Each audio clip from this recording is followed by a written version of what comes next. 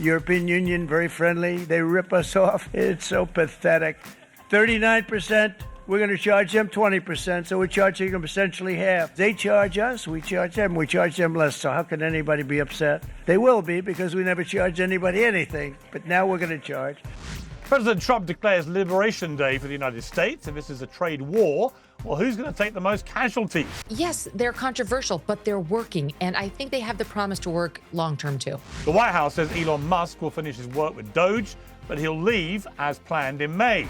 Could MAGA's brand benefit? So he's been made into a boogeyman instead of a hero, which is deeply wrong and immoral, but it is what it is.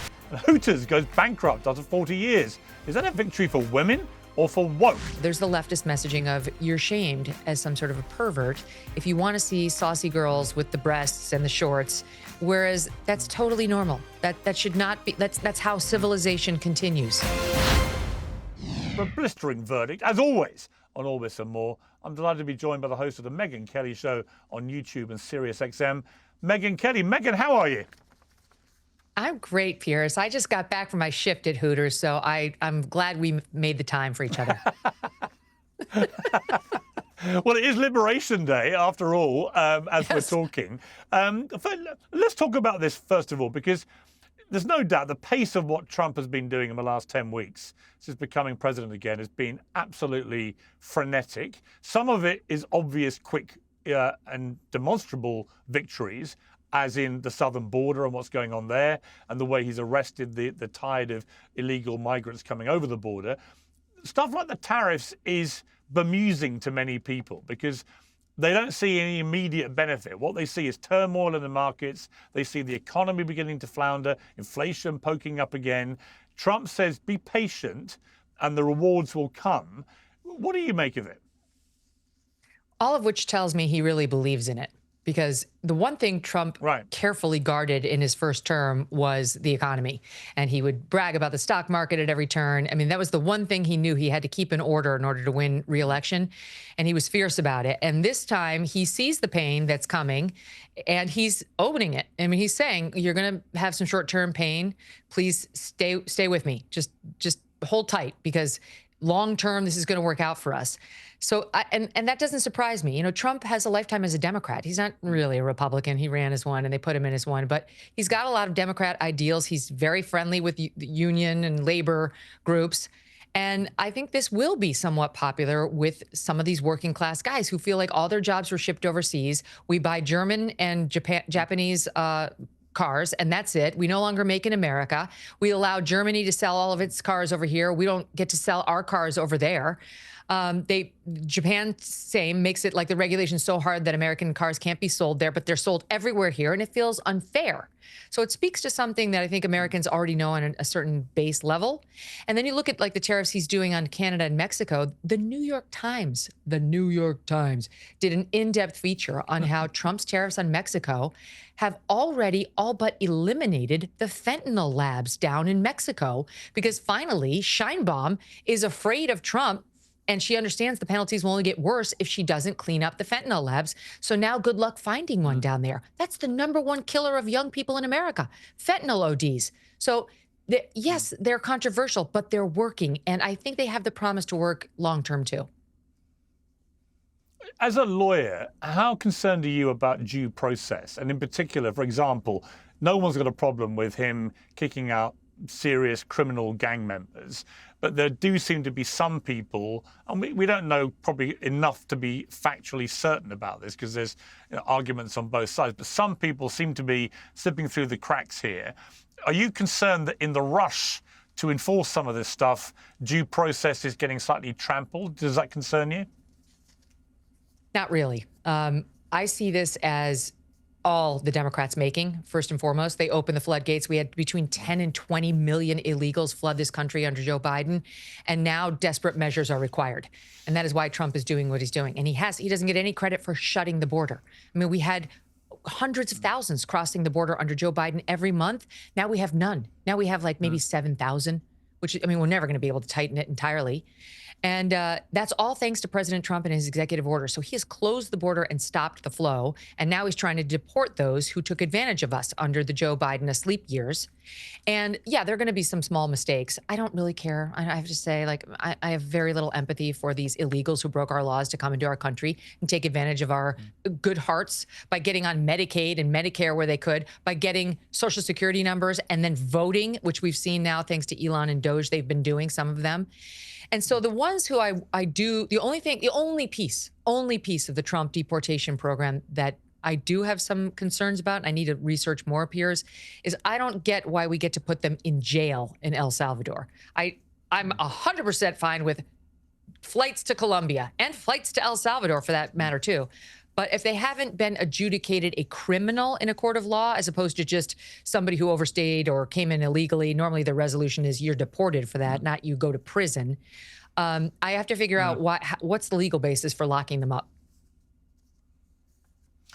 Elon Musk, you mentioned there, a lot of speculation in the last sort of 48 hours or so that he may be getting out of serving this administration. He was always planned to stay, I think, till May, and then there's a rule that he'd have to step aside anyway.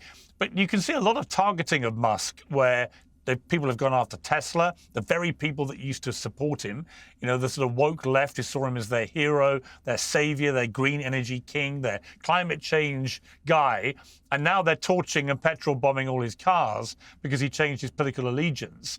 A, what do you make of that? And B, what do you think about all the heat going on Musk, and in particular, what happened in Wisconsin, where it looked like, you know, the Midas touch he showed in the general election didn't work there?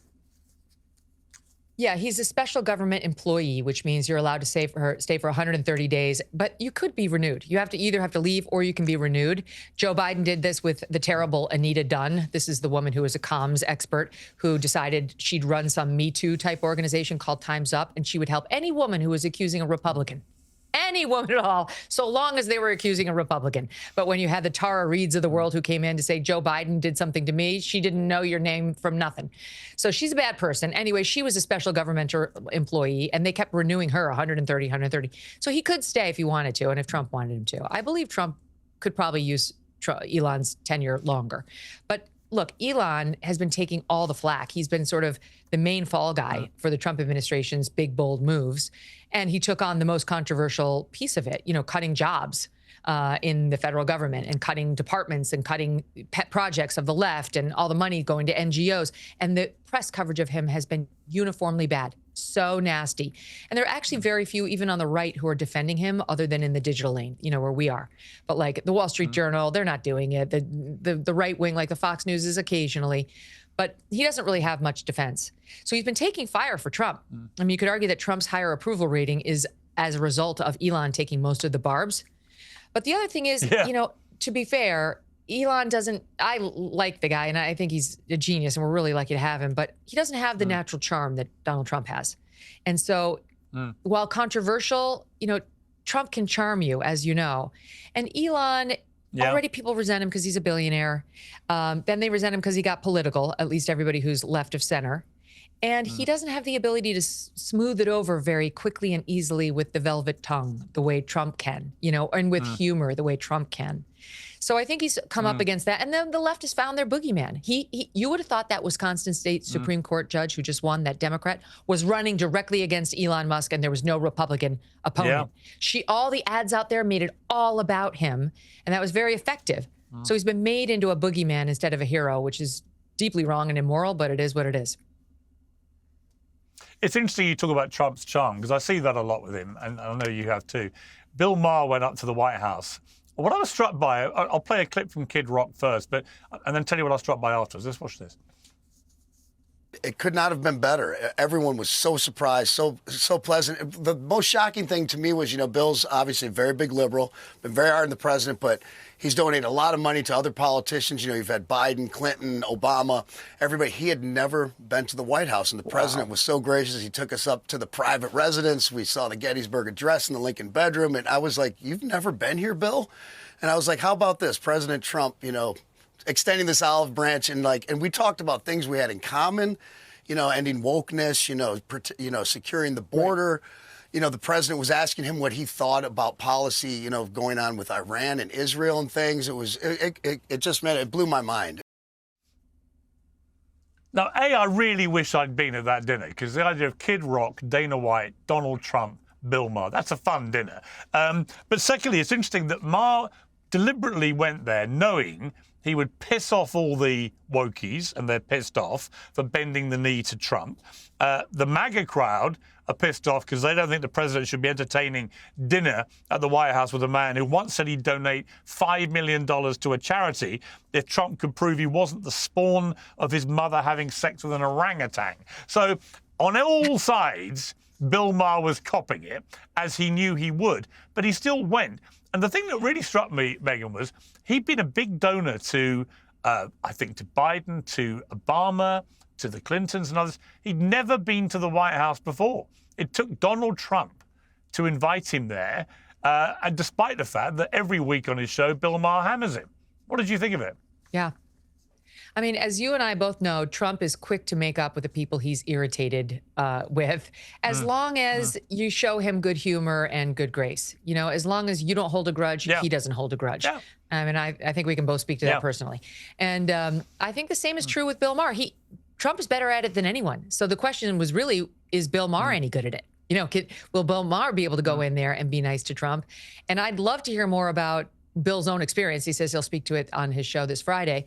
But that's my one problem with Bill. Well, actually, I can tell you, he's like you and I he's are. actually doing it. Yeah, well, he's doing it, I think, he's not on this Friday. He's on the Friday after, and by coincidence, I'm doing that show. So I'm going to hear it. Oh, good. Sitting next to him. It should be, and I'm really interested. I look forward to watching both of those. I think it was a good thing to do. But here's the problem with Bill. So he's been been with us on the anti-wokeness front. He's been fighting those wars just as long as we have. He's against that nonsense on gender, on the DEI stuff. But with respect to Bill, he has TDS, and it's been rather severe, Trump derangement syndrome. And it's been the one thing that he just cannot see clearly through. And this isn't long ago. He came on my show just before the election, a few months before the election. And as soon as I, made clear I was supporting Trump, he couldn't even really look at me. He seemed irritated. And I like Bill, but he really can't stand Donald Trump. So maybe it took somebody as crazy and fun and just loose as Kid Rock to say, come on, why don't you just meet with him for Bill to let the veil down a little and maybe take a fresh look at this guy who's been so demonized by probably everybody Bill knows socially. Yeah, I mean, it's interesting because he'll have Ann Coulter on his show all the time, Bill. He's not like he's against, talking or interviewing with or even dining with conservatives, but he has had an issue with Trump. That's why I'll be riveted to know what actually happened over dinner. Well, I heard the one piece of news I heard was that Bill showed up with a piece of paper that had all the terrible things that Trump had said about Bill Maher on it, and he showed it to Trump, and Trump signed it. I love that. Of course he would. Let's talk about Cory Booker for a moment, because I don't know what you thought, but watching Cory Booker speak for a whole day, 24 hours, let's have a clip of some of it. Would the senator yield for a question? Chuck Schumer, it's the only time in my life I can tell you no. I just want to tell you a question. Do you know you have just broken the record? Do you know how proud this caucus is of you? Do you know how proud America is of you?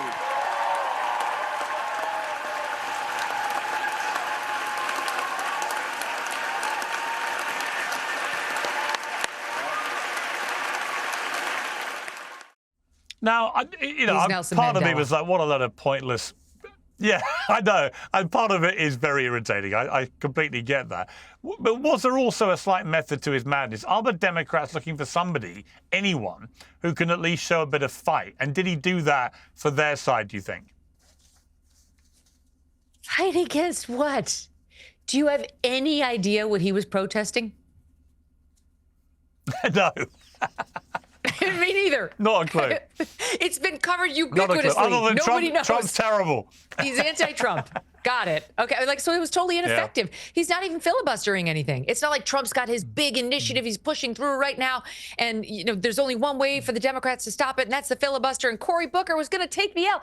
No, there's nothing. There's not a bill on the floor. It wasn't a filibuster. It was just an attention-grabbing stunt by somebody who loves to do that.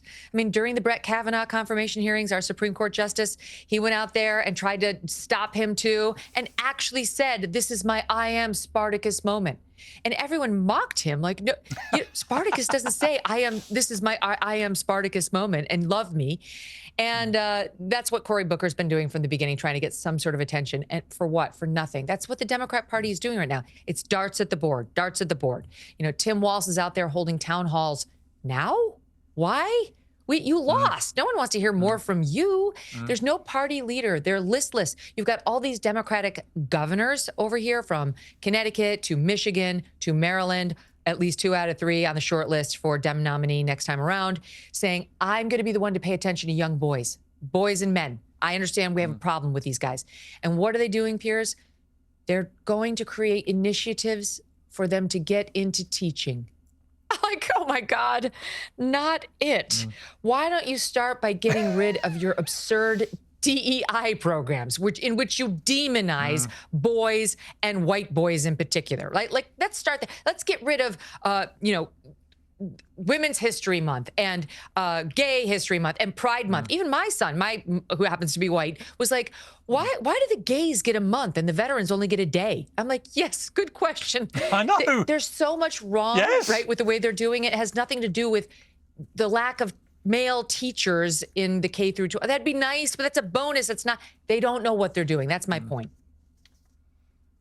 I thought it was quite amusing to watch Gavin Newsom dashing to the centre ground and then putting on this kind of completely bemused face and saying, you know, I don't know who was using the phrase Latinx, but that should never have been happening. And then people found about 80,000 examples of him using the phrase Latinx. And then he was saying, obviously it's unfair that biological men are in women's sport. So you think, Gavin, you were one of the main people saying it was fine? It's absurd. He's rushing to the middle with his words only, with fake rhetoric across from conservative podcast hosts he's having on his show. I don't know why he's doing that. It's all fake. So I guess that could last for a little with some, conservatives or more right-leaners who aren't paying attention to the news that closely. But as soon as he runs and he has an opponent and his actual opinions are getting debated on a stage, it will all crumble. The trans thing is really galling, because it's like, gee, if only there were a governor who were willing to do something about it. Like, he's been against us at every turn on this issue. California is the most radical state after only Minnesota. Tim Walz's crazy Minnesota. It's second, California is, in its trans radicalness. And Bill Maher, to his credit, called him out on that, saying, this is a state that just passed a law saying parents don't need to be notified. School teachers do not need to tell them if their students come to class and declare they're the opposite sex and want to go by a different name and wear different clothes at school and participate in the other sex's sports and so on. And he defended it. Of course he defended it, because he signed it into law. He's a sick person. He's just as vain as Cory Booker. This is all an exercise in vanity for him. It's all about him and his weird widow's peak. It's like he's got to have the perfectly coiffed hair, the perfectly coiffed look. He's got to have just the right wife. He's all about appearances. And so if he's sitting across from a Steve Bannon or a Charlie Kirk, he'll say just enough to be loved, to sound reasonable. But what he does with his actual pen is very dangerous. So I hope he does run. And I hope we get a really smart person, J.D. Vance or someone just like him, to excoriate him by doing nothing other than mentioning his own actual positions and legislations. Could we have that person be Donald Trump for a third term? No, we cannot. I love Alan Dershowitz. I think he might be serious. No, he might be. I agree. We had a debate on this on my show, because my producer was like, I think we need to write in that he's trolling. And I said, I think we could write in he might be trolling. I'm not comfortable with he is trolling. He doesn't do very well leaving office. I think we've seen that. And so I'm not sure how it'll go after the end of this term. I think he will leave, but I think he'd love to stay for a third term. You know, he said, I love working. He loves the job. His oxygen is attention. There's no better job than what he's doing now. And he happens to be very good at it. So I'm sure he is sad that there's this prohibition. But Alan Dershowitz, professor of constitutional law at Harvard for 50 years, did an in-depth look at this and said, while it's not quite as crazy as the left-wing media would have you believe, there actually is a long and convoluted way to do it. It's a very long shot and not likely to happen. So don't put the smart money on Trump 3.0. I mean, nobody would have put smart money on Trump the first time around. I think I was one of the lone voices when he said he was running back in 2015. I wrote a column for the Daily Mail saying, I wouldn't be laughing quite so loudly if I were you. Trump has a way of having the last laugh. But I was in a very small minority. So I would never rule anything out with Trump. And you knew him. You had the advantage of knowing him, which gives you like an inside edge on what he does to people, you know, how he really can charm you. Oh, no question. I always say also he's completely freakish in that he has the thinnest skin of anyone we've ever known. So he reacts to everything by going to DEFCON 3, any criticism. But he also has the thickest skin, which enables him to soak up stuff that would destroy any other public figure. And he does it time and again. If you look at the last year, surviving an assassin's bullet, you know, to attempts to jail him, et cetera, et cetera, et cetera, he's got a remarkable thick skin. Not to mention Letitia James, the AG of New York, Attorney General, who tried to bankrupt him, who got a more than $500 million judgment against his company, which is really his baby that he loves. And then E. Jean Carroll with this ridiculous sexual assault charge and then defamation charge, 80 million from him. That's real money. So his businesses are getting bankrupted. He's getting personally dinged for almost $100 million. They're trying to lock him up.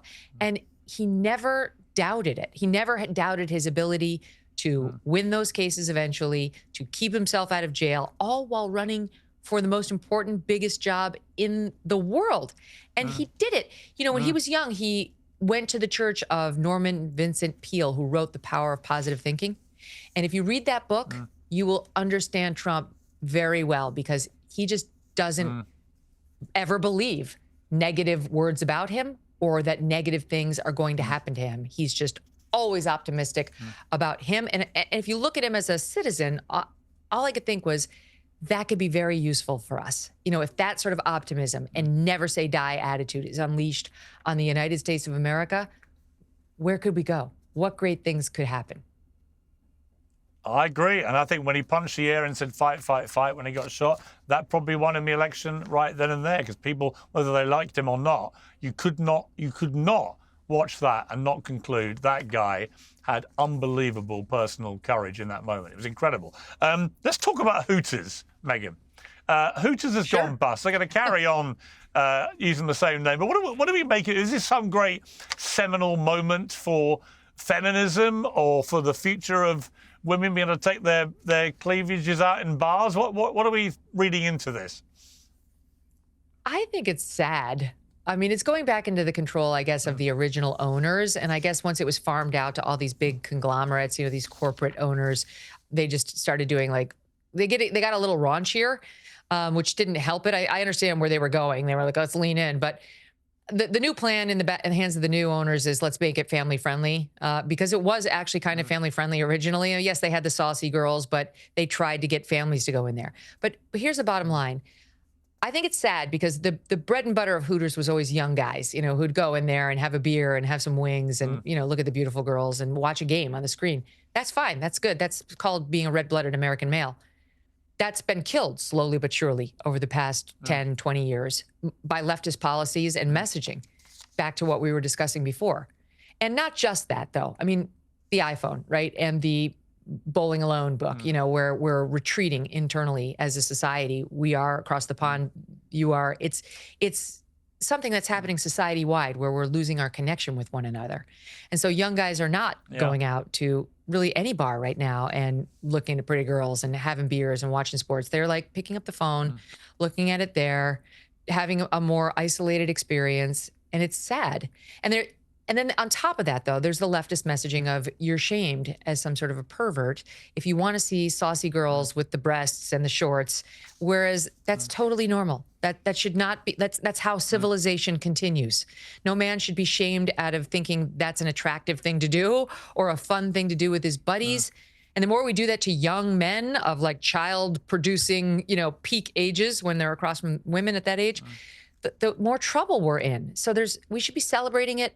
And I think hopefully this new shift will lead to, yes, okay, more family friendly, that's fine. But, we have problems at Olive Garden right now. We have problems at Chili's. We have problems at a lot of family friendly restaurants that aren't doing that well. I think what we need to do as a society is normalize men being men. I completely agree.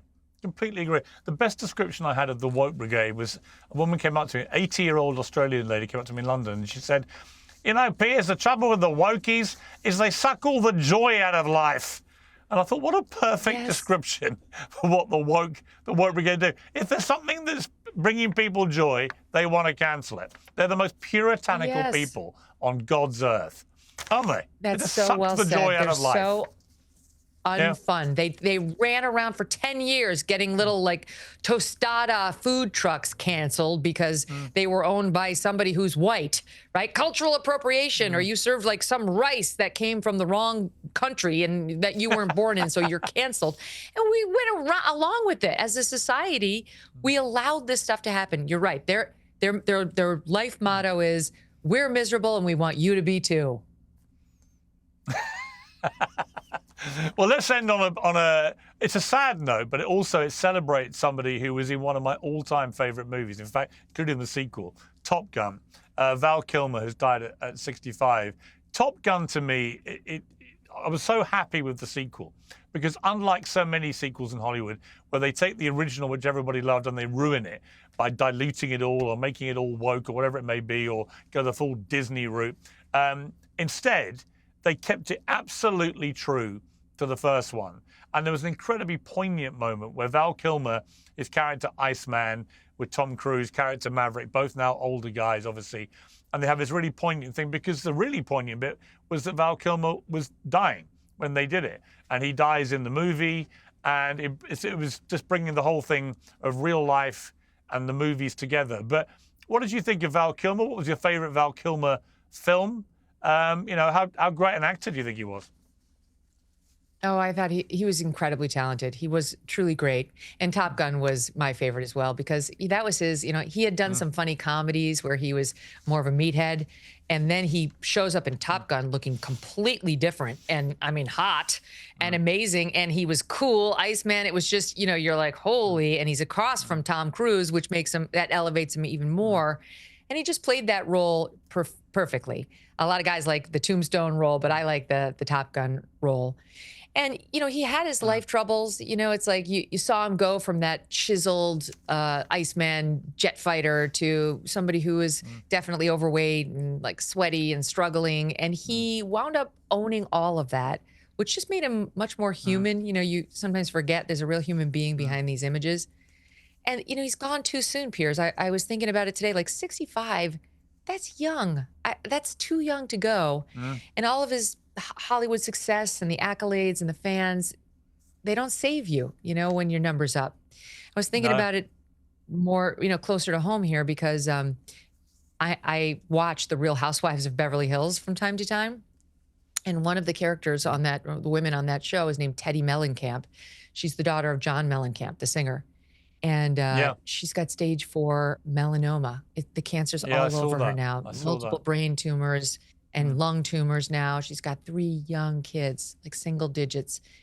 It's just, when it's time, it's time. And we never know when that time is coming. It's just, I know it's cliche, but it's like you really do have to reassess your life when these things happen and remind yourself, like, am I doing what works for me? Like, do I have my life to a place where, God forbid, things got short quickly, I'd say I'm doing the right thing. I don't have a lifetime of regrets of how I didn't live, or more apt for how we are right now, what I didn't say, the thoughts I failed to express, the things I failed to stand up for that I knew were right in my heart, right? Like, to me, that's what matters, that your family, your friends, and standing on principle. So it's a good reminder to do all those things. I completely agree. I turned 60 on Sunday, and one of my very great friends died recently of brain cancer. He got it out of nowhere, 57 years old, stage 4 glioblastoma, no cure. And it really, I talked to him a lot in the last few months of his life, just about I actually have it as my Twitter, now X, profile, this saying that someone gave me a few years ago, live every day like it's your last, because one day you'll be right? And there's a ticking clock for everybody. The absolute certainty in life is that one day that's your last day. And you may as well live every day like it's your last. In other words, if you had a day to live, what would you do?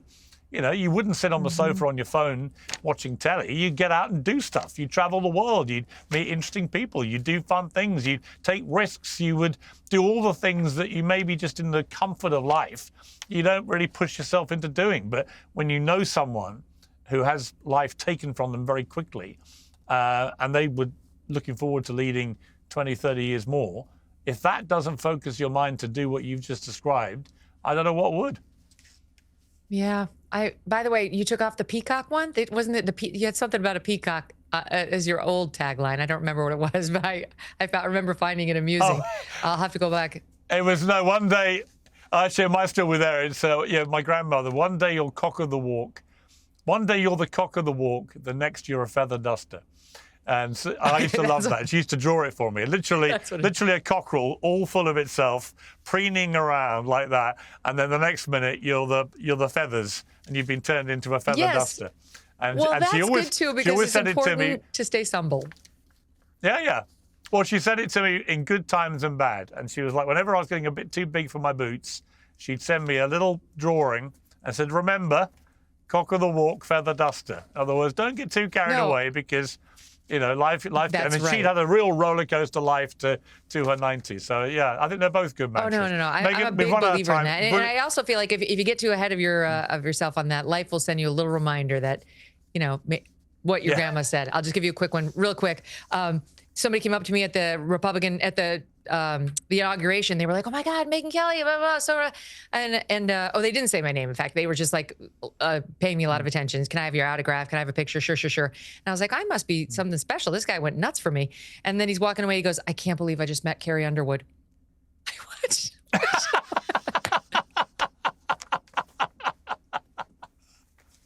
That is a great leveler. I love moments like that. I mean, we pretend we love moments like that. They're horrific, obviously, but they are funny. Megyn, great to talk to you. And congrats on the development of your media empire, which I've been reading with great excitement, and I've got a few plans myself. So it's fun, this YouTube world, isn't it? Awesome. It's great. And I love seeing you out there doing your own thing, Piers, with no corporate minders and no connections, because none are necessary. Yeah. Absolutely right. Megyn, lovely to talk to you. Thanks very much. Lots of love. See you soon. Piers Morgan Uncensored is proudly independent. The only boss around here is me. If you enjoy our show, we ask for only one simple thing. Hit subscribe on YouTube and follow Piers Morgan Uncensored on Spotify and Apple Podcasts. And in return, we will continue our mission to inform, irritate and entertain. And we'll do it all for free. Independent, uncensored media has never been more critical, and we couldn't do it without you.